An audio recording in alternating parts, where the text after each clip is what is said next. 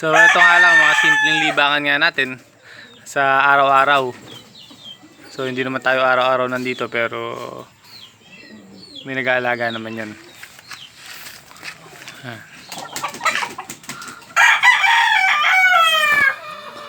Sa pagmamanok naman, kikita ka naman talaga dyan. Basta ang mahalaga lang sa pagmamanok,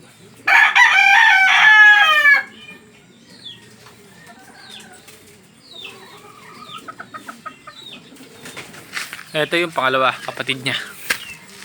So nilagyan na natin ng ointment yan. Ayan. Magkakapatid yan, tatlo. So kung napapansin nyo, may mga puti sa mukha. Nilagyan na natin siya ng ointment. Ang nilalagay ko lang naman dyan, may tawag dyan sa manok, buni. Ang nilalagay ko lang naman dyan, BL. So isa hanggang 3 lagayan lang, tanggal yan. Pag naglagay ako ng BL, hindi ko siya hinihilamusan. So para hindi mawala yung ointment na nilagay nga natin sa palong or buni niya sa palong. So ayan. So magaganda naman. Sa pagmamanok naman, di ka naman malulugi. Sa pag-aalaga, basta legit yung mga pinagkuhanan mo ng mga materyales mo.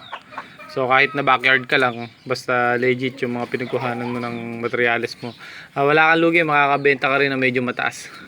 Hindi nila kayang baratin dahil alam nila na maganda or sikat yung pinanggalingan ng binibreed nyo nga. So ito pa isa.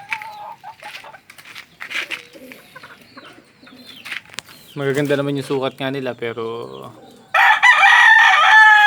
ito na pinakamababa sa tatlo.